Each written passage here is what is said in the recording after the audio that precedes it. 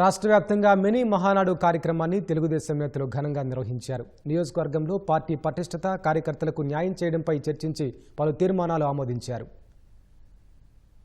అనంతపురంలో ఎమ్మెల్యే వెంకటేశ్వర ప్రసాద్ ఆధ్వర్యంలో మినీ మహానాడు ఘనంగా నిర్వహించారు. ఎంపీ అంబికా లక్ష్మీనారాయణ ఈ కార్యక్రమంలో పాల్గొన్నారు. 5 ఏళ్ల వైసీపీ పాలనలో చేయలేని అభివృద్ధిని 11 నెలల్లో కూటమి ప్రభుత్వం చేసిందని ఎమ్మెల్యే ప్రసాద్ అన్నారు.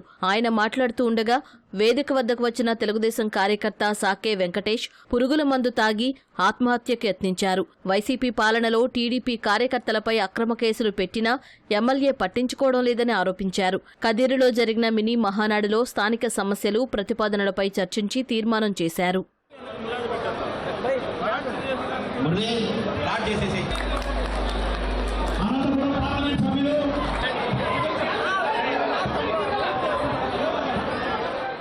కర్నూలు జిల్లా ఆదోనిలో నిర్వహించిన మినీ మహానాడుకు తెలుగుదేశం నేతలు, కార్యకర్తలు పెద్ద సంఖ్యలో తరలివచ్చారు.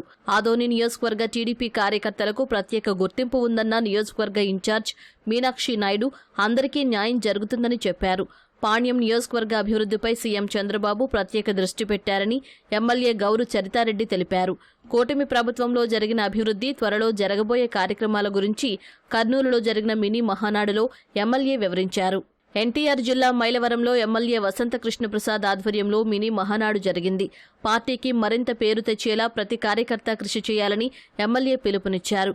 ఏలూరు జిల్లా కైకలూరులో జరిగిన మినీ మహానాడులో నియోజకవర్గంలో ఆక్వా రైతులు ఎదుర్కొంటున్న సమస్యలు, కార్యకర్తలకు నామినేటెడ్ పదవుల్లో సముచిత స్థానం, పలు అభివృద్ధి కార్యక్రమాలపై తీర్మానం చేశారు. పశ్చిమ గోదావరి జిల్లా ఆకువీడిలో ఉండి నియోజకవర్గ మినీ మహానాడు జరిగింది. ఎమ్మెల్సీ పేరాబత్తుల రాజశేఖర్ ముఖ్య అతిథిగా హాజరయ్యారు.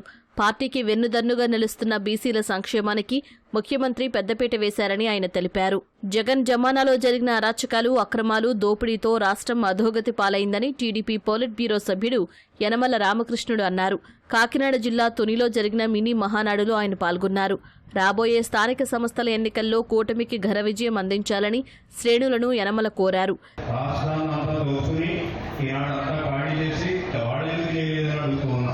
జగన్మోహన్ రెడ్డి ప్రభుత్వం చేసినటువంటి అన్యాయ అక్రమాలు, అవినీతి ఇవన్నీ నెమ్మదిగా ఒకటి కూడా సెపరేట్ చేసుకుంటూ ఈనాడు ఈ ప్రభుత్వం నడుస్తూ ఉంది. అంటే మీరందరూ కూడా అప్రమత్తంగా ఉండండి.